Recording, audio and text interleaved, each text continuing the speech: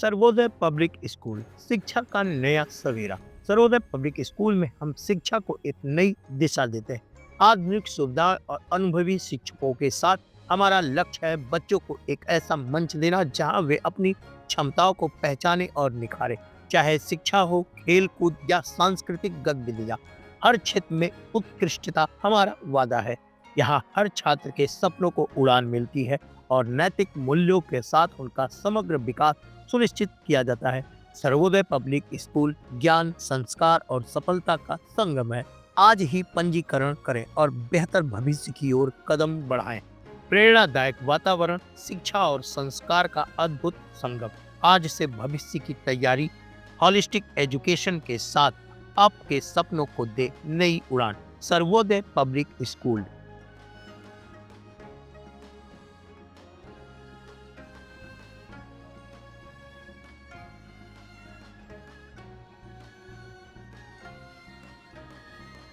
Health corner, विश्वास का दूसरा नाम। 1986 से सिधारी रामलीला मैदान पर उच्च कोटि की एलोपैथिक दवाओं का एकमात्र भरोसेमंद ठिकाना। उचित दाम, कुशल व्यवहार और तेज सेवा। अब घर बैठे पाएं दवाएं सिर्फ एक कॉल पर। हेल्थ कॉर्नर, आमिर एजाज साहब के साथ आपकी सेवा में। संपर्क करें 9935906912। आजमगढ़ में उत्तर प्रदेश राज्य कर्मचारी महासंघ के बैनर तले मंडलीय बैठक का आयोजन किया गया। बैठक में अखिल भारतीय राज्य कर्मचारी महासंघ के राष्ट्रीय अध्यक्ष सुभाष लांबा समेत कई संगठनों के प्रमुख पदाधिकारी शामिल हुए। वक्ताओं ने 20 मई को प्रस्तावित राष्ट्रव्यापी हड़ताल को अभूतपूर्व बताते हुए सभी विभागों में इसकी व्यापक तैयारी की बात कही। अब बताते चले कि आजमगढ़ में हुई मंडलीय बैठक की अध्यक्षता राज्य कर्मचारी महासंघ के प्रदेश अध्यक्ष कमल अग्रवाल ने की, जबकि संचालन महामंत्री अशोक सिंह ने किया। मुख्य वक्ता सुभाष लांबा ने केंद्र व राज्य सरकार की मजदूर और कर्मचारी विरोधी नीतियों पर सवाल खड़े करते हुए 20 मई की हड़ताल जन आक्रोश की प्रतीक होगी, इससे 20 करोड़ से ज्यादा मजदूर कर्मचारी भाग लेंगे। उन्होंने लेबर कोड्स को मजदूरों को गुलाम बनाने वाला कानून करार दिया है और नियमितीकरण, समान वेतन, डीए भुगतान और टीएसयू निजीकरण पर रोक जैसी मांगों को दोहराया। प्रदेश अध्यक्ष कमल अग्रवाल ने स्पष्ट कहा कि पुरानी पेंशन योजना के अलावा कोई भी नई स्कीम स्वीकार नहीं होगी। 65 व 75 वर्ष की आयु पर 10% पेंशन बढ़ोतरी, कम्युटेटेड अवधि 15 से घटाकर 10 से 8 महीने करने और संविधान की कुछ धाराओं को निरस्त करने की मांग दोहराई। महामंत्री अशोक सिंह व क्षेत्रीय अध्यक्ष राम समूज यादव ने भी बताया कि हड़ताल की तैयारी के तहत सभी विभागों में गेट मीटिंग व हैंडबिल वितरण किया जाएगा और 20 मई को मुख्यालय पर जोरदार प्रदर्शन होगा। उत्तर प्रदेश में आजमगढ़ की धरती पर आज राष्ट्रीय अध्यक्ष माननीय सुभाष लांबा साहब अपने कीमती समय से, बहुमूल्य समय से निकाल के हमारे बीच में उपस्थित हुए। भत्ते दे न सके जो सरकार निकम्मी है, जो सरकार निकम्मी है, जय एकता जिंदाबाद, जिंदाबाद,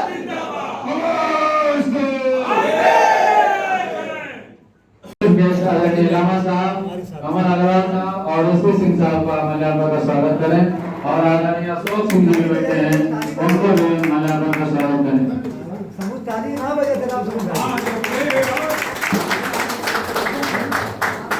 आदरणीय अशोक सिंह साहब भी बगल में बैठे हैं। जिंदाबाद, जिंदाबाद, जिंदाबाद, जिंदाबाद। सम्मानित करें प्रदेश राज्य कर्मचारी महासंघ के अध्यक्ष साथी कमल अग्रवाल, महामंत्री साथी अशोक सिंह, हमारे बहुत ही सीनियर सम्मानित साथी एसपी सिंह जी और पुराने हमारे साथी रहे इंदिरा सिंह जी, गिरीश चतुर्वेदी जी। जब थोड़ा सा शांत हो जाएगी आए हैं और बैठक की है। क्या मुख्य एजेंडा रहा और क्या मांगे आपको? ये उत्तर प्रदेश राज्य कर्मचारी महासंघ के बैनर तले ये हमारा जो आजमगढ़ मंडल है उसके मंडल स्तरीय बैठक है, जिसमें तीनों जनपदों के हमारे तमाम स्तर के कार्यकर्ता पदाधिकारियों ने भाग लिया है। इसका जो उद्देश्य है, 20 मई को राष्ट्रव्यापी आम हड़ताल होने जा रही है। इस हड़ताल के जो मुद्दे हैं वो ये है कि 4 लेबर कोड्स जो सरकार ने पूंजीपतियों को फायदा पहुंचाने के लिए जो गुलामी के दस्तावेज हैं उनको लागू करने का ऐलान किया है। इसलिए हमारी मांग है कि इनको रद्द किया जाए। दूसरा, ये एनपीएस यूपीएस हमें ना चाहिए। पीएफआरडीए एक्ट रद्द करो, पुरानी पेंशन बहाल करो। इससे बीच का कोई रास्ता देश के करोड़ों कर्मचारियों को स्वीकार्य नहीं है। दूसरा, ईपीएस 95 जो कर्मचारियों के ऊपर लागू हुई है, जिसमें पेंशन ना के बराबर है, वो भी इस ओपीएस के दायरे में लेकर के आए। तीसरा है कि जो नेशनल मुद्रीकरण पाइपलाइन योजना, जिसके तहत जो पीएसयूज हैं, जैसे ये उत्तर प्रदेश का पूर्वांचल और दक्षिणांचल जो डिस्कॉम है, उसको निजी हाथों में बेचने की जो तैयारी है और अलग अलग जगह पर पूरे देश में ये मुहिम चल रही है, तो पब्लिक सेक्टर को बेचना बंद करें, सरकारी विभागों को सिक्योरना बंद करें। 1 करोड़ से ज़्यादा जो पोस्टें खाली पड़ी हैं उनको भरते हुए स्थायी भर्ती से भरें और बेरोजगारों को रोजगार दें। ये मांग हमारी है।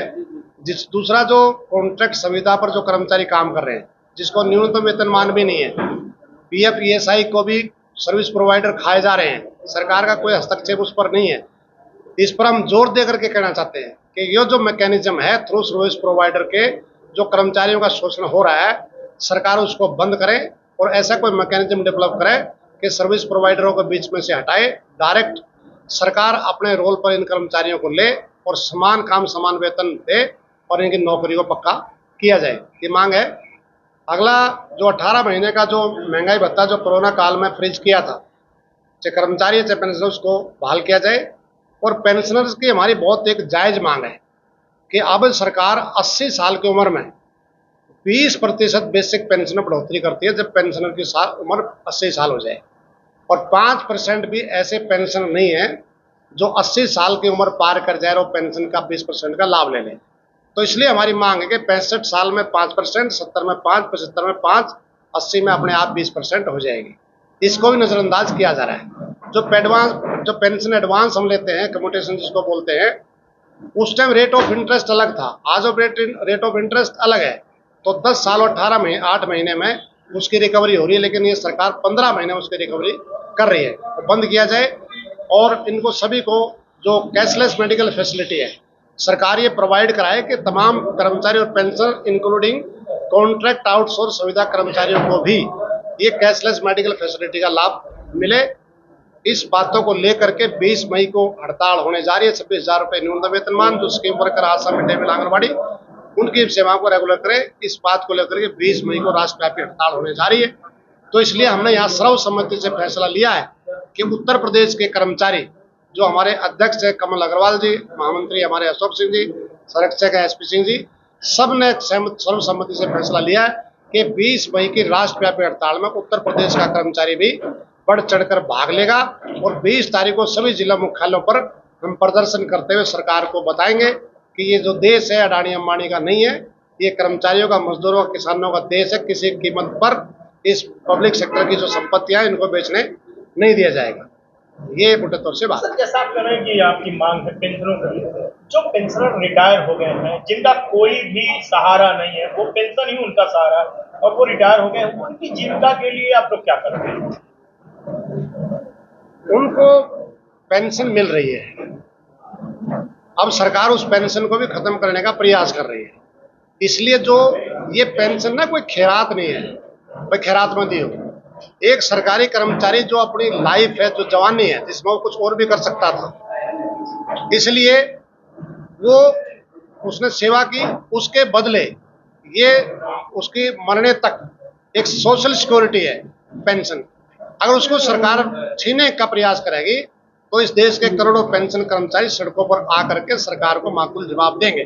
एक बात और विशेष तौर से जोड़ना करता था कि अभी उत्तर प्रदेश सरकार ने पूर्वांचल और दक्षिणांचल जो बिजली वितरण निगम है उसको प्राइवेट हाथों में देने का फैसला किया है। इसमें बड़ा भ्रष्टाचार है। हमारा ये कहना है कि लाखों, मतलब 1000 करोड़ की प्रॉपर्टी, उसकी बेस प्राइस तुम तय कर रहे हो 1500-2000 करोड़। इसलिए इसमें बड़ा घोटाला, मूल्यांकन एवेल्युएशन नहीं हुआ है। जब सरकारी क्षेत्र में बेहतर प्रदर्शन किया है, लाइन लॉसेज कम किए हैं, रिकवरी बढ़ाई है, इन्वेस्टमेंट हमने हजारों करोड़ रुपए की इन्वेस्ट कर दी, आप प्राइवेट सेक्टर में क्यों दे रहे हो? चंडीगढ़ का उदाहरण आपके सामने है, 25,000 करोड़ की लगभग संपत्ति है, 250 करोड़ का प्रॉफिट है हर साल, 2.25 से 4.5 रुपए तक रेट है। इसके बाद भी उसका वैल्यूएशन नहीं कराया, 174 करोड़ रुपए बेस प्राइस रख दी, 871 करोड़ रुपए बेच दी। और जिस कंपनी को बेचा वो गोयनका ग्रुप की कंपनी है, जिसने बीजेपी को 125 करोड़ रुपए चंदा दिया। तो ये जो चंदा दो और धंधा लो ये लगातार चल रहा है, और ये जो प्रॉपर्टी बेची जा रही है उसी का परिणाम है 1% लोग जो सबसे धनी हैं टोटल धन दौलत के, वो मालिक हो गए हैं 40% के, और जो टॉप के 10% लोग हैं पूंजीपति, वो 60% से ज्यादा धन दौलत के मालिक हो गए हैं। और आप जैसे हमारे जैसे लोग 174 करोड़ में से 140 में से जो 70 करोड़ है, यानी कि 50% आबादी नीचे वाली, वो केवल 3% की धन दौलत है, और यही 60% से ज्यादा टैक्स भी दे रहे हैं। उनका तो 17 लाख करोड़ रुपए कर्जे को माफ कर दिया, इतने ही टैक्सों को माफ कर दिया, और दूसरी तरफ खाने पीने की चीजों पे, लस्सी पे, छाछ पे, नमक पे, आटे पे, पेन पे, कॉपी पे सब कुछ जीएसटी लगा दिया। भाषण भाई और बहनों, ये गरीबों की सरकार है, ये गरीबों की सरकार नहीं है, ये कारपोरेट सेक्टर को मदद देने वाली सरकार है। और हम इसमें हिंदू में, मुसलमान में, कब्र में, मस्जिद में, मंदिर में, इनमें बांट रखा है, और पूंजीपतियों को राहत दी जा रही है। 20 मई की हड़ताल इस नैरेटिव को बदल करके रोजगार की बात करेगी, महंगाई की बात करेगी, संविधान की बात करेगी, और ये जो मुद्दे हैं इन पर डिबेट होगी, ऐसा नैरेटिव को बदलने में सफल होगा। अपना परिचय देते हुए आज के मुख्य मुद्दे के बारे में बताएं। कमल अग्रवाल, उत्तर प्रदेश राज्य कर्मचारी महासंघ। हमारा मुख्य मुद्दा उत्तर प्रदेश में ये है कि जो हमारे कर्मचारी हैं, जैसे पेंशन में हमारे देश में एक देश एक टैक्स, एक देश एक चुनाव, फिर एक देश में 3 प्रकार की पेंशन क्यों? एक पुरानी पेंशन है, एक राष्ट्रीय पेंशन योजना है, और एक एकीकृत पेंशन योजना। तो इसको भी एक होना चाहिए। जो हमारे सांसद विधायक जिनको जो पेंशन मिल रही है वही पेंशन हमारे समस्त कर्मचारियों को मिलनी चाहिए। अभी माननीय उच्च न्यायालय और उच्चतम न्यायालय का भी आदेश आया है, कर्मचारी जिस दिन विभाग में नौकरी ज्वाइन करता है, वो चाहे दैनिक वेतनभोगी हो, चाहे वर्क चार्ज हो, किसी भी पद पे आए, उसी दिन से उसको पेंशन मिलनी चाहिए। इसी के साथ ही हमारे संविदा आउटसोर्सिंग के जो कर्मचारी हैं, आशा बहुएं हैं, आंगनबाड़ी हैं, जो जितने भी हमारे कर्मचारी हैं, इनको काम के घंटे, अवकाश की सुविधा, जॉब की गारंटी और मुआवजे की धनराशि तय होनी चाहिए, और मिनिमम 26,000 रुपये वेतन, तो इनको जीने का सहारा जो है वो इनको मिलना चाहिए। 18 माह का कोरोना काल का हमारा जो वेतन है वो एरियर रोक लिया गया है डीए का, वो आज तक नहीं दिया गया है, तत्काल उसको जारी किया जाना चाहिए। चतुर्थ श्रेणी, तृतीय श्रेणी की भर्ती तत्काल शुरू की जानी चाहिए। इसके साथ ही 20 मई की जो 2025 की 1 दिवसीय राष्ट्रव्यापी हड़ताल है, वो क्यों है? वो हड़ताल को क्यों जरूरी है? क्योंकि जिस प्रकार से जो नैरेटिव हमारे देश में सेट किया जा रहा है कि जो है काम के घंटे 80-90 घंटे तक बढ़ाए जाएं, जबकि 8 घंटे का जो श्रम कानून में जो तय है उतना ही काम हमको करना है, परंतु उसको जो प्रतिदिन 12 से 18 घंटे का जो काम का बोझ बताया जा रहा है, जिससे हमारा देश प्रगति करेगा। कुल मिलाकर ये दबाव बनाने की जो रणनीति है, जिस प्रकार से हमारे कर्मचारियों को, मजदूरों को, शिक्षकों को, कर्मचारियों को छलने की राजनीति की जा रही है, उससे हमारा पूरा का पूरा कर्मचारी जगत नाराज है। और 18 मार्च 2025 को प्यारेलाल भवन नई दिल्ली में श्रमिक सम्मेलन हुआ, जिसमें सभी 10 बड़ी ट्रेड यूनियन ने ये तय किया कि हम जो है हड़ताल करेंगे, और उसी को देखते हुए अखिल भारतीय राज्य सरकारी कर्मचारी महासंघ की उदयपुर में 27-28 अप्रैल 2025 को बैठक संपन्न हुई है, और वो निर्णय हुआ है कि हम भी उत्तर प्रदेश के साथ साथ पूरे भारतवर्ष में हमारा कर्मचारी भी हड़ताल पर समर्थन करता है। राज्य कर्मचारी महासंघ ने, जो लल्लन पांडे जी का सबसे पुराना महासंघ संगठन है, हमने माननीय मुख्य सचिव महोदय को पत्र लिख के उनको ईमेल भी किया है और रजिस्ट्री भी की है कि पिछले कई वर्षों से हम पत्र लिख रहे हैं, परंतु किसी भी स्तर पर कोई वार्ता नहीं की जा रही है, और हमारे कर्मचारियों की जो समस्याएं हैं वो लंबित पड़ी हुई है। हमारे कर्मचारियों में निराशा पनप रही है, उनके अंदर आक्रोश उत्पन्न हो रहा है, और वार्ता के माध्यम से आप ये सब सहमत होंगे कि कठोर से कठोर निर्णय, हड़ताल जैसे निर्णय भी टाले जा सकते हैं। तो हमारा आपके चैनल के माध्यम से ये अनुरोध है माननीय मुख्य सचिव महोदय को कि वह कर्मचारी संगठनों से, हमारे उत्तर प्रदेश राज्य कर्मचारी महासंघ के प्रतिनिधि मंडल से वार्ता करें और हमारी 11 सूत्री मांगों को तत्काल पूरा करें, ताकि हमारा कर्मचारी भी अपने परिवार का भरण पोषण और सरकार की सेवा निष्पक्ष रूप से और तन मन धन से कर सके। यही हमारा संदेश है।